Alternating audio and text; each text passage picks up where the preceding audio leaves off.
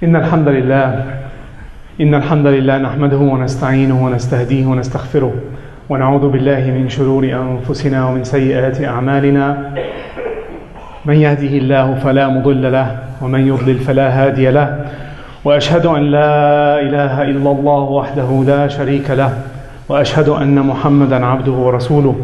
بلغ الرسالة وأدى الأمانة ونصح الأمة فكشف الله به الغمة، وجاهد في الله حق جهاده حتى أتاه اليقين.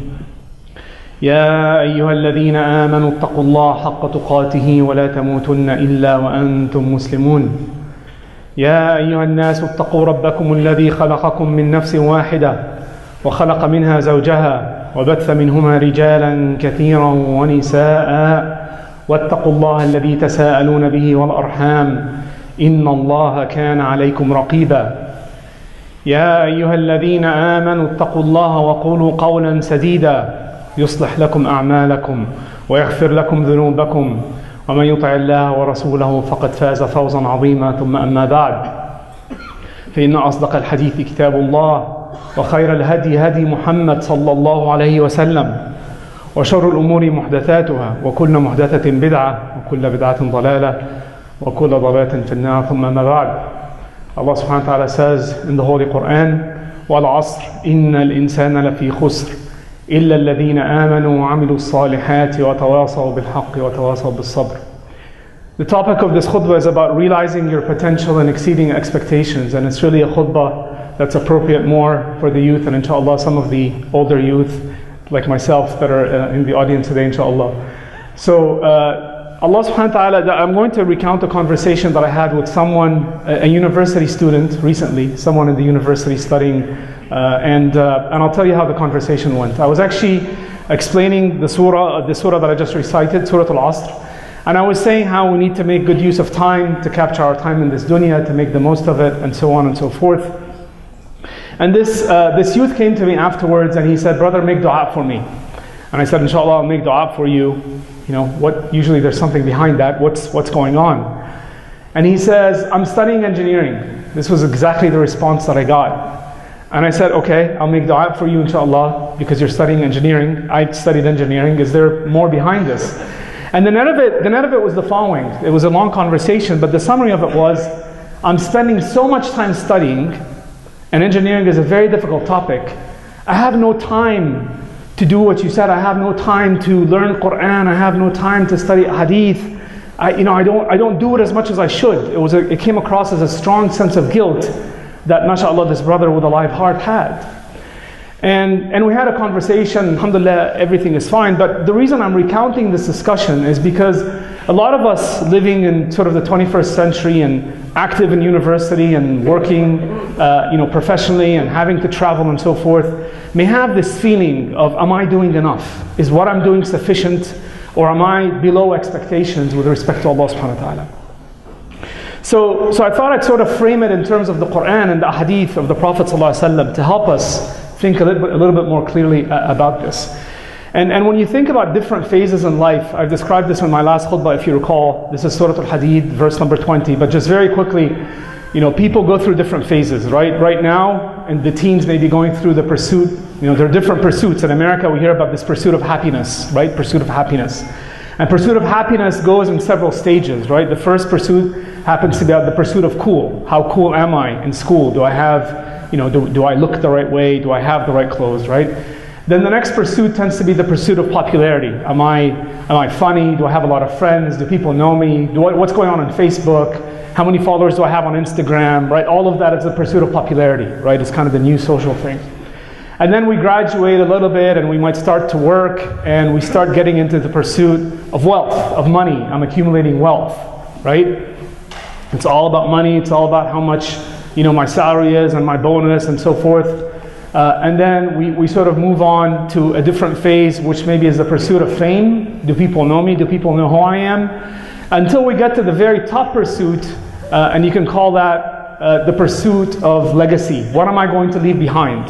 SubhanAllah, this happens, by the way, for Muslims and non-Muslims. I mean, if you look at even very famous people in society, when they get to a certain level, let's say of wealth or fame or whatever, all of that's been fulfilled for them. It's not as interesting anymore. It's all about how should I think about curing disease? How should I think about what's the legacy I'm going to be leaving behind?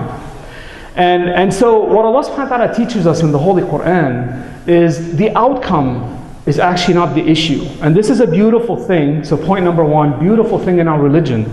Allah subhanahu wa ta'ala says, وَأَن لَيْسَ لِلْإِنسَانِ إِلَّا مَا سَعَى.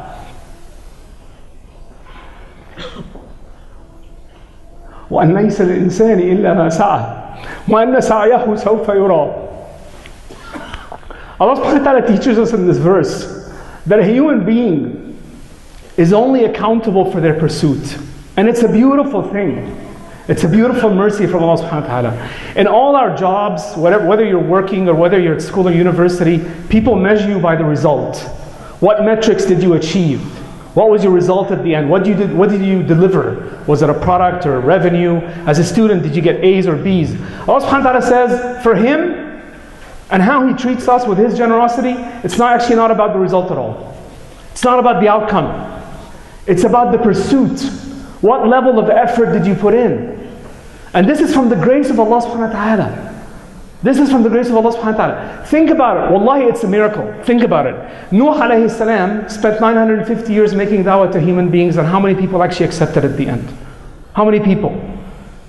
The Prophet ﷺ tells us in authentic ahadith that on the day of judgment, messengers will show up. On the day of judgment, some messengers will have a whole nation behind them. Some messengers will have a tribe. Some messengers will come with one or two people. And some messengers will show up with no one. With no one behind them. What does that mean? Does that mean that their pursuit in dunya wasn't accepted? No. They're still respected messengers by Allah subhanahu wa ta'ala. And our mindset has to be the same thing. Our mindset in what we pursue in our religion has to be the same thing. Part of my discussion with this brother that I spoke about at the beginning, I said, listen, let me just explain to you what Islam is about. You have to really take it back to basics. Let me just explain to you what Islam is about. Because the Prophet ﷺ was asked, and he said, Islam is about believing in Allah and His messengers and the Day of Judgment, and believing in Qadr khayrihi wa sharrihi, and believing in His angels and His holy books. Do you have all of these, or are you missing something? And he says, no, I have them. I said, okay, well, A'mal is about prayer, and A'mal is about Siyam, and A'mal is about Zakah, is about fasting. Are you doing these? And he said, no, I'm doing them. We shouldn't always have to feel bad about our lack of doing something. Alhamdulillah, we should pursue excellence. No doubt about it. But remember that Allah subhanahu wa ta'ala judges us on pursuit.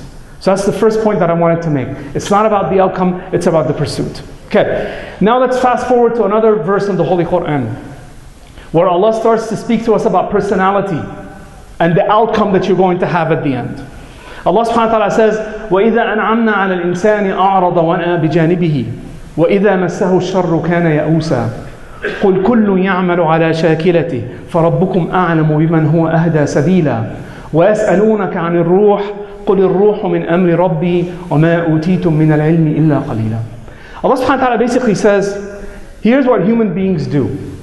Here's the general status of some of the human beings. When Allah subhanahu wa ta'ala gives them wealth and gives them happiness, their attitude, in modern American English, take a look at me for a second because it's difficult to explain, is they go like this, I deserve it. This is from me. This is from me, I deserve it. I have all of this because of me. We see this, subhanAllah, in some public characters. Everything that I'm running is from my own. All the knowledge and wealth I have is because of how good I am. The example of that is Qarun. Qarun in the Quran, he had the exact same saying. The Quran speaks forever, for all of eternity. These different characters that we have, they play a role in everyday life. Qarun says, قَالَ إِنَّمَا أُوتِيتُهُمْ عَلَى عِلْمٍ عِنْدِي. No, this wealth that I have at the time of Musa alayhi salam, he says, this wealth that I have, إِنَّمَا is exclusionary. It means I exclusively have it because of knowledge that only I possess. That only I possess. It's as if he's saying Allah subhanahu wa ta'ala had nothing to do with it. It's just my knowledge. So this is the type of human being, when they have good from among them, they act like they deserve it, like it's an entitlement. They don't thank Allah subhanahu wa ta'ala. They don't know that Allah subhanahu wa ta'ala put them in this role or put them in position as a blessing from Him to do a certain function. وَإِذَا مَسَّهُ الشَّرُّ كَانَ يَئُوسًا. And when bad comes to a human being, they feel like, oh, how could this happen to me? Why am I always being picked on? And look at the beautiful, this verse, wallahi, is so elegant, because Allah subhanahu wa ta'ala says, when Allah subhanahu wa ta'ala gives you the ni'mah, so the ni'mah comes from Allah subhanahu wa ta'ala. But when bad happens, Allah subhanahu wa ta'ala doesn't attribute the bad from Him. When bad happens to you, right? And then Allah subhanahu wa ta'ala says, قُلْ كُلُّ يَعْمَلُ عَلَى شَاكِلَتِهِ. Allah subhanahu wa ta'ala says, let everyone work according to their own disposition. Shakila, shakl in Arabic, that word means what something looks like, the form, the disposition of that thing. Shakl. And it applies not just to human beings, by the way, us as mankind, it applies to whole nations. Allah subhanahu wa ta'ala says in the Holy Quran, وَجَعَلْنَاكُمْ شُعُوبًا وَقَبَائِلَ لِتَعَارَفُوا إِنَّ أَكْرَمَكُمْ عِنْدَ اللَّهِ أَتْقَاكُمْ. This word, shu'uban, comes from the word sha'b, comes from the Arabic word sha'ba, which literally means a deficiency. Literally means a wall with a deficiency, i.e. a quirk. We would say in modern English terms, you have a little quirk. So these dispositions, these different attitudes apply to us as individual human beings from a character perspective and apply to all of us as nations. So Allah subhanahu wa ta'ala says, listen, relax. Every one of you has a different skill set. Every one of you has a different disposition. Some people are more analytical, some people are more emotional, some people are more scientific, some people are more into the arts. That's perfectly fine. Allah subhanahu wa ta'ala is saying that's perfectly fine. But let everyone work according to their best disposition, with the best attitude for this deen. That's all Allah subhanahu wa ta'ala is asking. He's saying don't worry about the outcome. You know, you sometimes get brothers and sisters that say, yeah, I've been speaking to this guy for 7 months about Islam. I gave them 20 books. I had them listen to these lectures. They came to the masjid and they're still not willing to accept Islam. It's not your problem. This is not your problem or my problem. Our job is to deliver the message. What they do with the message is the outcome is up to Allah subhanahu wa ta'ala. And we have many, many examples of this. The uncle of the Prophet ﷺ, until his deathbed, he was dying on his deathbed, and the Prophet ﷺ is saying, just say La ilaha illallah, so that I can use it for you on the day of judgment.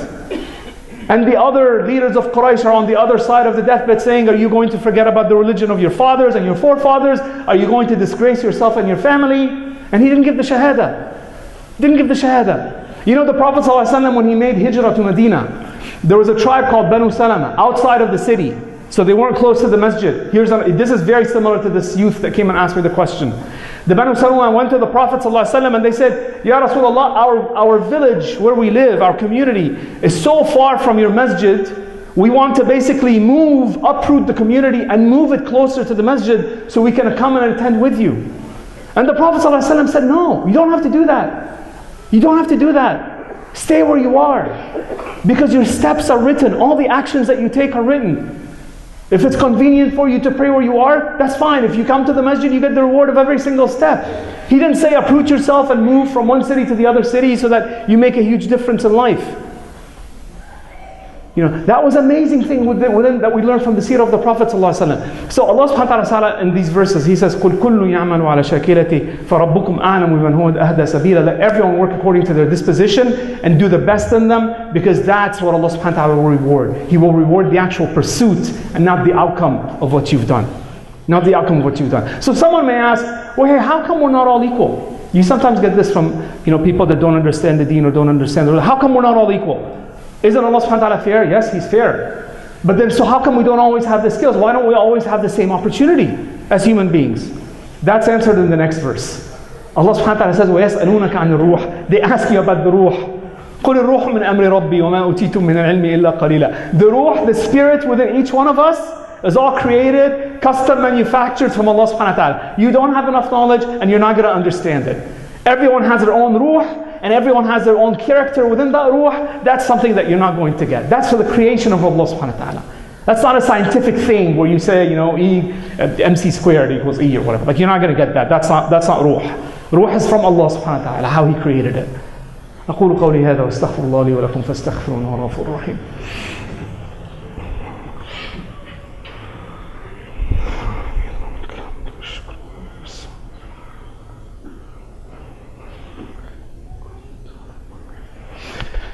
Alhamdulillah, wa salatu wa salamu ala rasulillah wa ala alihi wa sahbihi wa wala thumma ma ba'd. So the topic of the khutbah is how we as individuals do our best within our communities, and we as individuals pursue excellence in our jobs, our studies. We want to become the best student, we want to become the best engineer, we want to become the best mother, the best father to our children, and that the reward at the end is from this pursuit.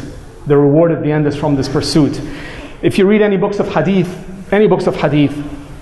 the first hadith in any of the original books of hadith is the hadith of the Prophet ﷺ, where he says, إِنَّمَا الْأَعْمَالُ بِالنِّيَّاتِ وَإِنَّمَا لِكُلِّ امْرِئٍ مَا نَوَى. Most certainly all deeds are rewarded by intention. All deeds are rewarded by intention.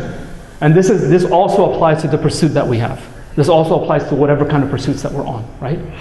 So now I'm going to take you to a part of the Quran relevant to what we're saying, and I'm going to give you an epic dua. If you get nothing out of this khutbah, listen to this dua. So oftentimes when we're talking, and this is partly in response to this brother that came and asked the question, I'm studying engineering, make dua for me. So if you think about the ad'iyah in the Holy Quran, especially from the messengers of Allah subhanahu wa ta'ala, brothers, can you move forward a little bit to just accommodate people in the back? Jazakumullah khair. Just take a step forward. We have a lot of gaps here in this area. Jazakumullah khair. So if you listen to the dua in the Holy Quran, the messengers of Allah subhanahu wa ta'ala typically make dua for their people or for themselves, for akhirah, right? They make dua for akhirah. And I'm going to give you a dua that will blow you away.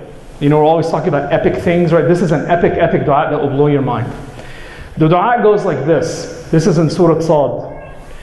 Allah subhanahu wa ta'ala in the Holy Quran says, on the tongue of Sulaiman alayhi salam, he says, رَبِّ اغْفِرْ لِي وَهَبْ لِي مُلْكًا لَا يَنْبَغِي لِأَحَدٍ مِّن بَعْدِي إِنَّكَ أَنْتَ الْوَهَّابُ.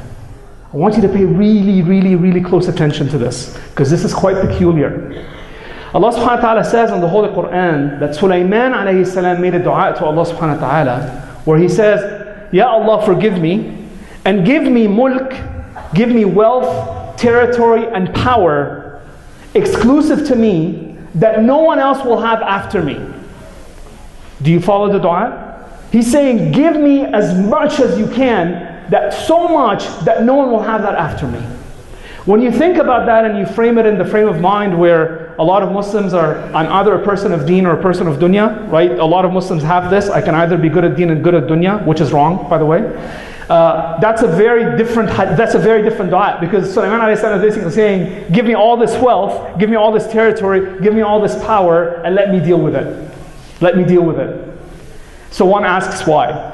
So if you go back to what I said at the beginning, the different pursuits that we go on, right? The pursuit of cool, pursuit of popularity, pursuit of fame, pursuit of money, right? Pursuit of wealth, and then the pursuit of impact, which happens at the very end. How do I impact others around me?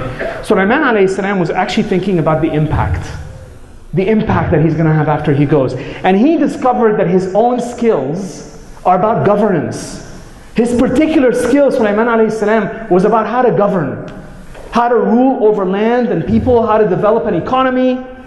And he was so good at that he was even able to tame the rebellion of the jinn. We know, because Allah subhanahu wa ta'ala says afterwards, فَسَخَرْنَا لَهُ رِيَاحَ تَجْرِي رُخَاءً حَيْثُ أَصَابَ وَالشَّيَاطِينَ كُلَّ بَنَّاءٍ وَغَوَّاسٍ وَآخَرِينَ مُقَرَّنِينَ فِي الْأَصْفَادِ هَذَا عَطَاؤُنَا. Allah subhanahu wa ta'ala says, so in response to this dua, Allah subhanahu wa ta'ala gave him the wind. He can control the wind. Think about that for a second. If you control the wind, you really don't need an army. Think about that. Right? You could be the most powerful nation on earth in the 21st century with however big an aircraft fleet you have, however big a naval fleet you have, but if some wind comes up with a hurricane, that's all useless. Sulaiman alayhi salam had that. And then he had in addition shayateen. The shayateen, beings made of fire. You know the Prophet ﷺ, he says, خُلِقَتِ الْمَلَائِكَةُ مِن نُّورٍ. The angels were created from light. وَخُلِقَ الْجَانُّ مِن مَارِدٍ مِن نَارٍ. And the jan and the jinn was created from, if you read the English translation, it says a smokeless flame. A better translation than that, actually, it's not a smokeless flame. If you go home and you turn on your oven, and younger brothers and sisters shouldn't do that without your father's and mother's permission, you know, you turn on the flame. The edge of the flame is called marij min nar. The very edge of it, that is the marij min nar.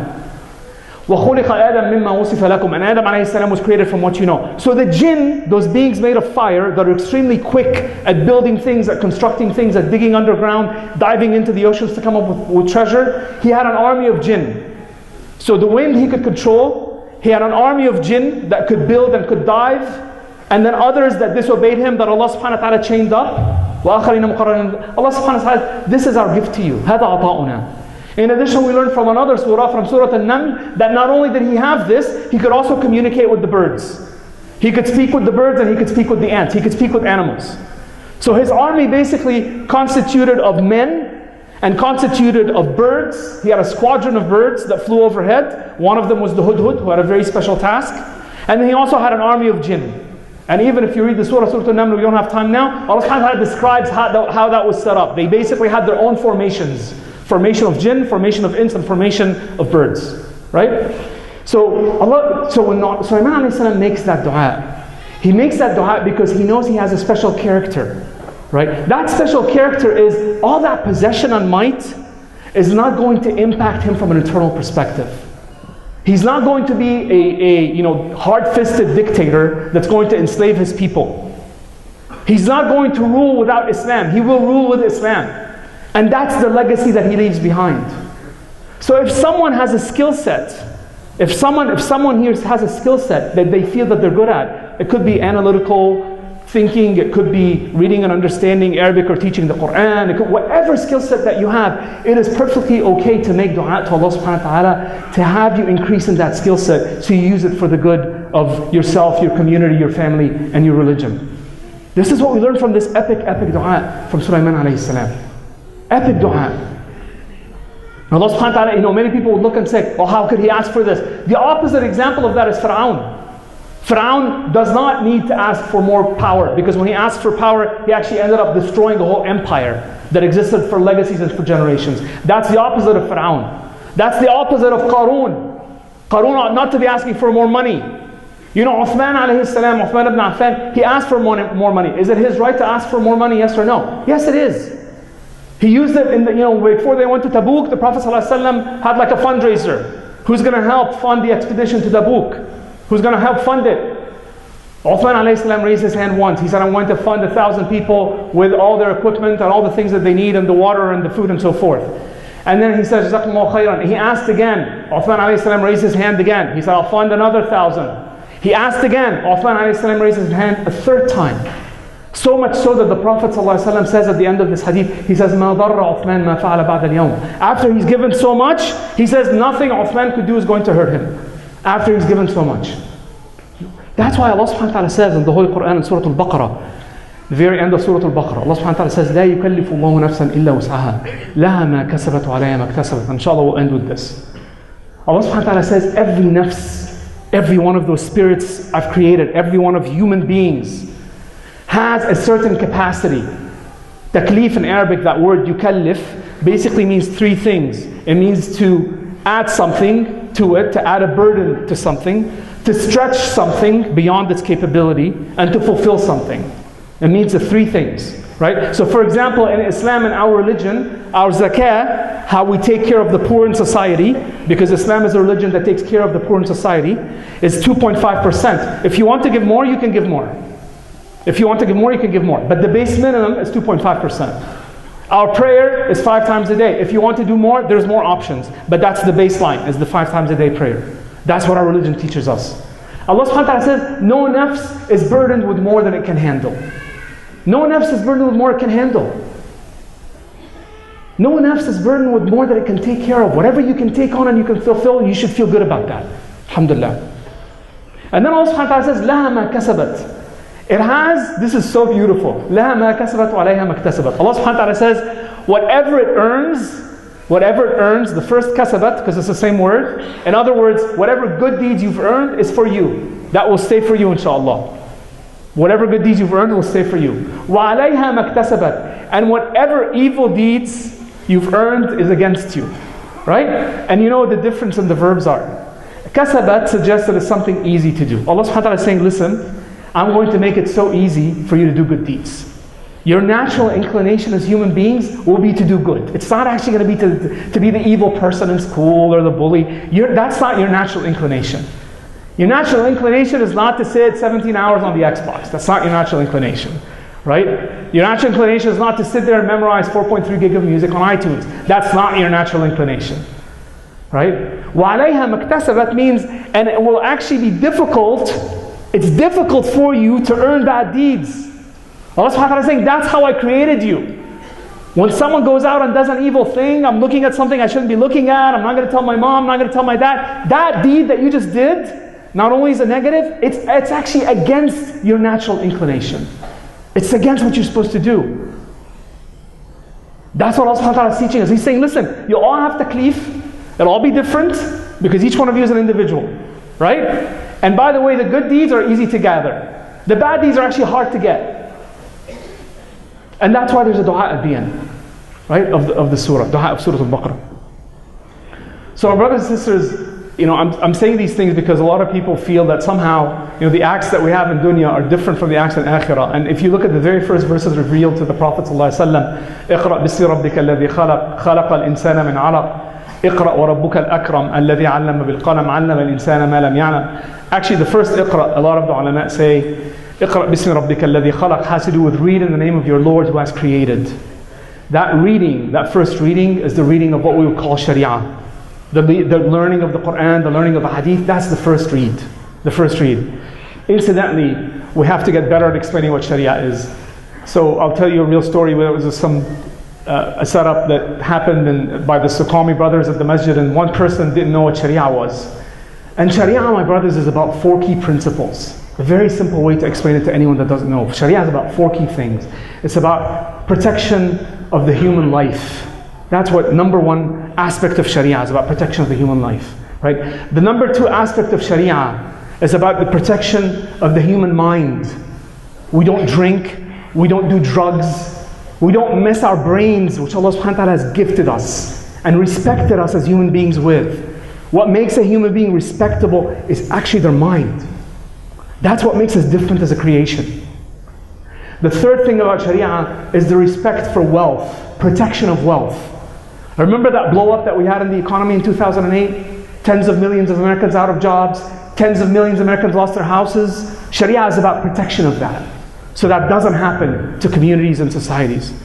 And then the fourth thing that Sharia protects is actually protection of the family. Protection of the family. What constitutes society, what creates the fabric of society, is actually the individual family at a molecular level. Those are the 4 key things that Sharia is about. So this particular person, someone said this and was asked the question, how is this against the Constitution? Because that was the statement that was made. Sharia is against the Constitution. How are these 4 things that I just described, which is exactly what Sharia is about, is against the Constitution? And all the parroting that you hear on TV, they have no clue what they're talking about. They honestly have no clue what they're talking about. I say this especially to the younger generation, because you guys are going to get really good at having these discussions.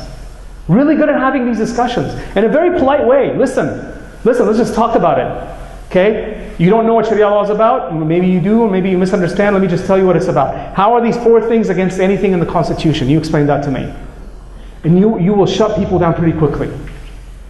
So my brothers and sisters, may Allah subhanahu wa ta'ala inshallah accept from us all, the whole khutbah was really about doing our best, that Allah subhanahu wa ta'ala rewards pursuit, that we should look at the qualities and the skills that we have, grow them and use them for our deen and use them for our religion. And the final thing is that we should not be worried about the outcome, right? This particular deen is not worried about the outcome. The outcome is rewarded by Allah subhanahu wa ta'ala at the end.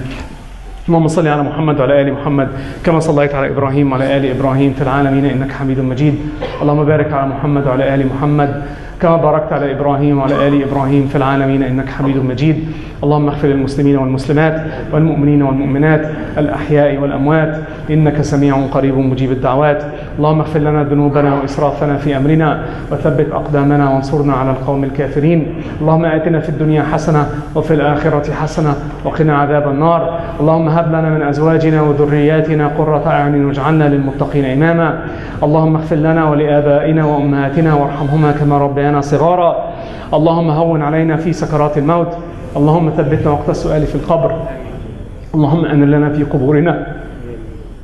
اللهم ثقل موازيننا يوم القيامة. اللهم مررنا من على صراطك البرق الخاطف. اللهم ادخلنا الجنة بدون سابقة عذاب. اللهم نسألك الدرجات العلى من الجنة. اللهم متعنا بالنظر إلى وجهك الكريم. اللهم اهدنا واهدي بنا واجعلنا سببا لمن اهتدى. اللهم زدنا علما وارزقنا فهما. وآخر دعوانا أن الحمد لله رب العالمين، وأقم الصلاة.